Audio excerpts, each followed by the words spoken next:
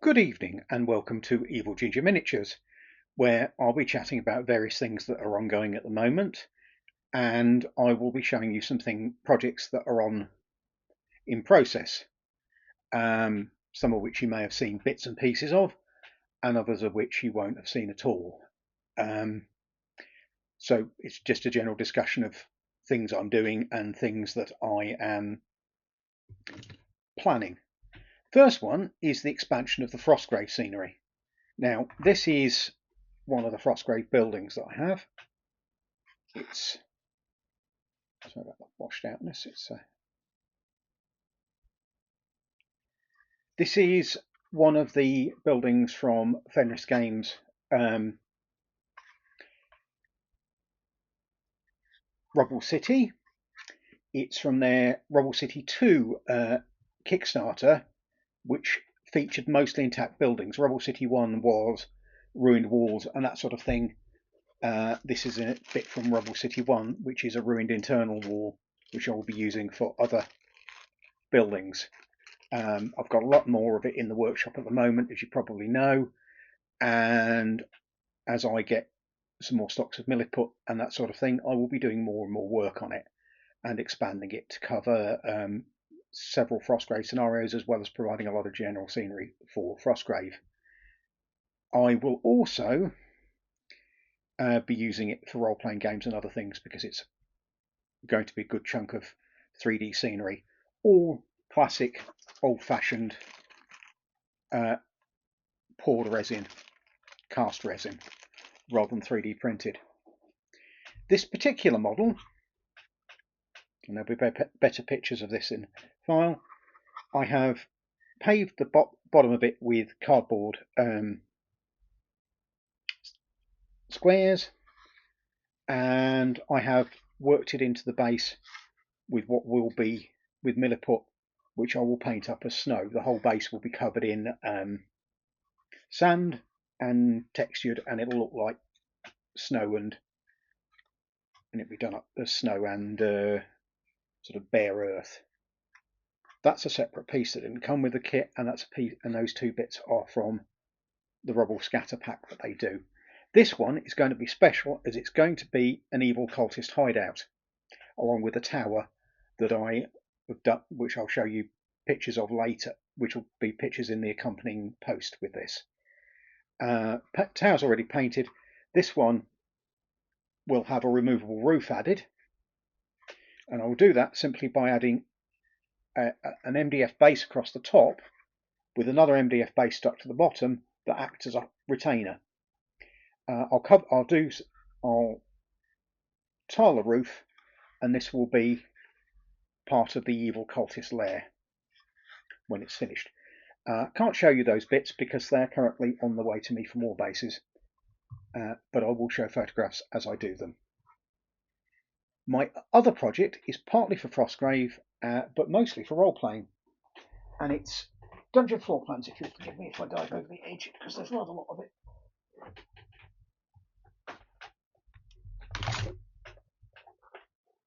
Done so far, and this is what we're doing. It's basically a cardboard, an MDF base with cardboard stones attached to it. This will be sprayed black and then will be worked up to lighter colours with grey dry brushing. That's a round tower. This is somewhat of an experiment, and here's a big room. Take those out because those are doorways, which I will be doing in the next batch, as there is another batch of it. Again, another one. But it comes in all sorts of sizes, so you can see from passages, and hopefully I'm going to get some door arches cut so it'll have a bit of more of a 3D than it does at the moment. So these again will all be sprayed black, and then I will dry brush things up and add some more extra detail to them as I go along. But it basically looks like rough dry stone flooring. I should put those over there, and I shall show you some more bits and how it works. It's done. The base cardboard are just bits and pieces of boxes that I had lying around, and it's a good way of recycling them. They're marked out in 10mm squares, and that's in 10mm strips, and they'll be split into 10mm squares later, and then they're stuck to the base. In this case, they've stuck beyond the edge of the base, but I'll take a sharp blade round the edge, get that right to the right, and just trim that off. But it's a very sharp blade, as it's a habit of dragging the stone off otherwise. This is another one of the big square rooms. There'll be 4 of these together. And they're designed around 30mm D&D squares for D&D. So I'm assuming for the scale of this, ground scale for this is 30mm equals 5 feet, which looks fine for 5mm, for 35mm, sorry, for 28mm figures, which are classically 28mm foot to here, so they're slightly over 30mm total tall. But we'll be using this for D&D, and we'll be using measuring sticks, so we can measure with it, so it'll be gridless effectively, but it's been built with a grid in mind.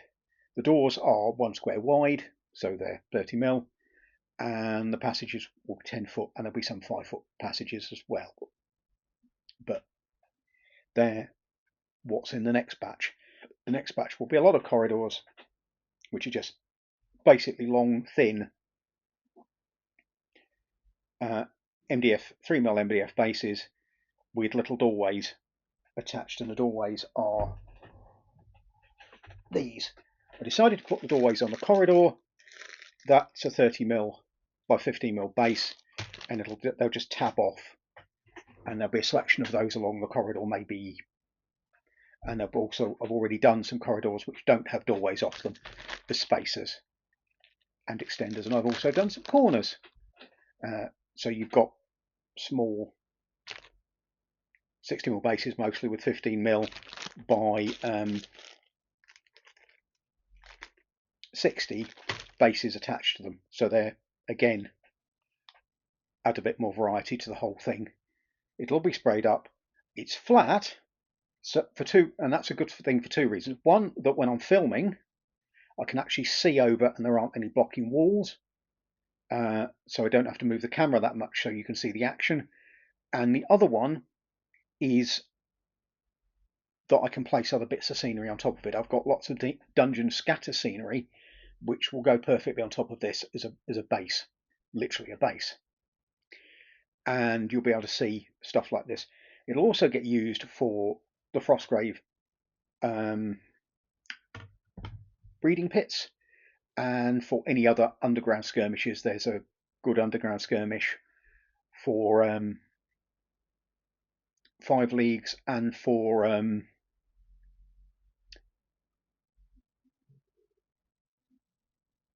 for 5 Leagues and for other games, and I'm also going to start using them as building interiors. The building interiors ones will be different. They'll be largely planked or flat earth. The first one I'm going to do for those are for my Ars Magica campaign, which is going to be the Great Hall of the Covenant, which is the meeting hall where all the mages eat, and where the companions will stay over if they're staying at the Covenant. But that will be 250 by 200 bases end to end, and then there'll be another base which will be the mezzanine floor, which is where all the common rooms are, and I will sort that out as going on, but I will show you those as I do them. I'll also be talking about Ars Magica in the next role-playing review, whenever that is, because I'm really having trouble getting my head down to do role-playing reviews. I want to do one for Hackmaster, which I've started playing again after a fashion, and I want to do one for Ars Magica, which I'm getting to play for the first time. I've owned it, and I've been invested in it since first edition, but I've only managed to get a gaming group together that actually wants to play it today, and we had our second session last Tuesday, and our third session should be, as this comes out, on Tuesday, because it's going to come out Tuesday, which is why I'm recording it before Tuesday. But I'll tell you more about that as I go along. I might even do a bit of a blog on the whole Ars Magica thing. We've got some very interesting characters, and once I get the head around the system a bit more, I'll be talking a lot about it. I was very familiar with it, but that was 2 editions ago, and I never got to actually run it, which was a bit of a misery. But I had a very strange group of players who didn't want to play Frenchmen, and I was setting it in the south of France, which is the classic location for Ars Magica, in the Languedoc, just before the Albanesian campaign. The game I'm running at the moment is going to be set in 1141, which is right in the middle of the anarchy, which is the civil war between King Stephen and the Empress Maud. Spoilers, but Stephen is just about to be captured at the Battle of Lincoln, and while the players are out exploring some magical weirdness in Northumbria, where the Covenant is based. Again, these will serve a function in that game. These will probably serve a function in other games, and I hope to show you pictures of what's going on. I'll show you pictures of the gaming group, but you really don't want to see pictures of them. I mean, they're that stunningly handsome. I mean, you can see me. I'm not that bad, but the others, there's a couple of trolls in there, I think, and a very definite hobgoblin. So, what's next for EvilGinger? Bit of a news update. First of all, I'm going to be rejigging my Etsy shop. That's probably going to be done over the next month as things allow. And basically what's going to happen is all the prices are going to go up. And I'm going to repackage the way I sell things, because the way I was doing it hasn't worked, and I can't charge postage because people think postage is a rip-off. It's not. And there isn't actually room on the Etsy shop to explain your policy. My policy basically for Etsy is fixed postage. So the parcels that I send out can be up to 2 kilos in weight, and they have a fixed price. This is generally the minimum postage for 2 kilos, which varies on where it's going in the world. Would have been 20 quid to the Americas. It would have been 10 quid to anywhere in the UK. This is tracked and signed for, so it's all insured, and if everything goes wrong, it will get replaced. This is a policy which I carry over from my commission painting days, when the last thing you want was models to disappear and me to have to do the work again for free, and the customer to have to buy the items again if they were available, as they often weren't. So I'm going to put the price up to absorb the postage. So each item will have proportional postage in it, and I will put items up on the website which are of a value which I can afford to post. Because individual models I can't afford to post, because I would have to charge ridiculous amounts for all them to absorb a £10 postage on a figure. Like the Mad Mage that I recently posted on the community tab, or posts, or whatever they're calling it this week. So I'm going to be doing things like Frostgrave warbands, the price of which is looking like 75-ish quid, 75 to 80 quid, and that's for 15 figures, including a mage and a apprentice, all kit bashed from the various Frostgrave kits, because my skill, one of the things I particularly enjoy, and I'm told I'm quite good at, is kit bashing. So you'll get 15 models, which will be enough for a starter warband of 8, plus some extra paid for troops and some extra specialists. It'll vary randomly depending on the how I feel when I'm building it, so they'll all be unique.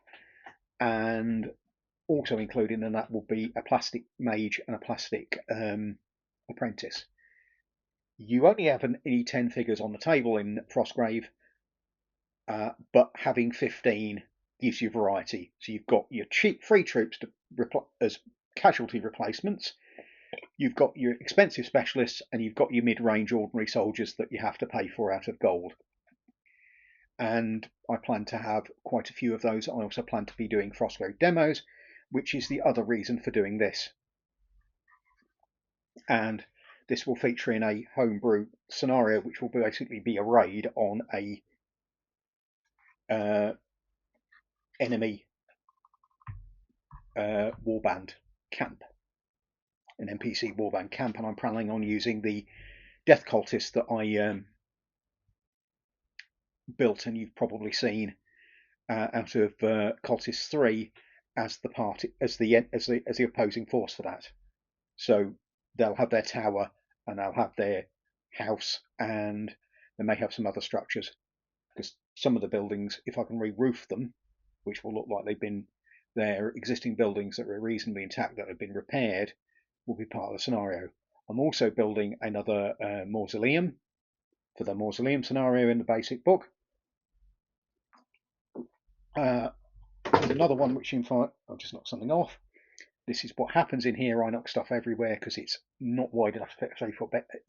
This is a very, very narrow room, and you can't fit anything in here, which is why it's getting used as the works office, because it's the only use of space, that or junk room. And I'm not a fan of junk rooms. They encourage me to put things in them, and I don't need encouragement to put stuff in places and look like a hoarder. But that aside, that's what I'm going to be doing with Frostgrave. I'm also going to be doing the Silent Tower, and there's another scenario I don't remember the name of exactly that involves a number of little monkish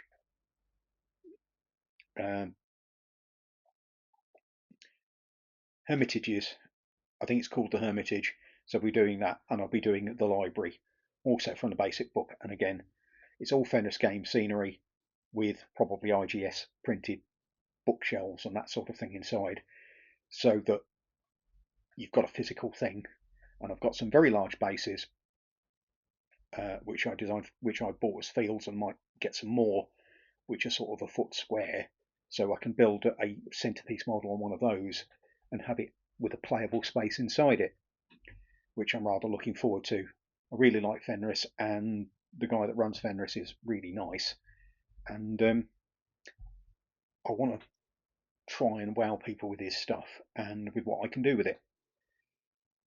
Other than that, we're plodding along on everything. All the admin is done for now. I've got to check up on a few other things, but things are developing, and I will be going out and doing more public facing stuff as the weather starts getting a little less vile, and I'm not freezing in an office with a radiator under the desk, which I want to cuddle. I'm also doing loads more stuff for John Martin, but at the moment that's waiting for stuff for John Martin is his eternal German tourists, and that's some of them, but not all of them. But they're mostly waiting for contrast paint, because this particular regiment is a regiment that was in service of the French king and had a distinctive well, in as far as they had uniform, which was basically black and red. So the plan is, when I can get some more contrast paint, is to paint them contrast black, and then pick out stuff in red over the top of it, and in the slashes and that sort of thing, and the stockings. But I still haven't found that one figure that went on the floor, to the point that I actually ordered a sprue from Warlord to build another pikeman, and when that arrives, I'll build another pikeman, and that will be slot finished once they're painted. But again, I have plans on them having red pike staffs and red standard bearers, and I've got to get the standards, one of which will be the French royal flag, which is that white flag that everybody says is a flag of surrender, but it's not. It's basically a white cross on a white background with a load of fleur-de-lis in the fields around the corner. It's the basis for all later French flags. It's the Cross of St. Denis, which is the patron saint of France. And there'll also be the personal Lanchette commander's personal flag, which, as far as I can tell, is stripy, but I'll be getting one from. Be getting a pre-made one of those and resizing it for the flagpoles that I'm using.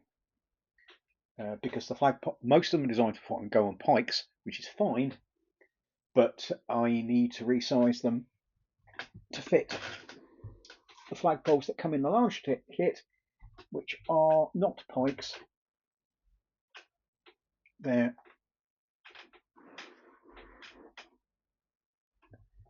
basically this size, so they're going to be a bit shorter than the ones that would fit on pikes.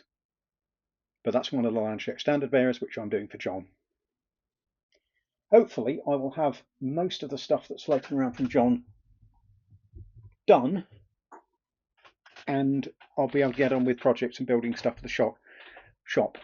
Also for the shop, at some point when I get around to it and have the money together, I'm going to be putting an order to Reaper Miniatures, where I get my paints, a lot of my paints, because they do some really, really, really nice fantasy models, and the larger ones are well worth painting up as individually and putting on the on the Etsy shop as painted and finished models.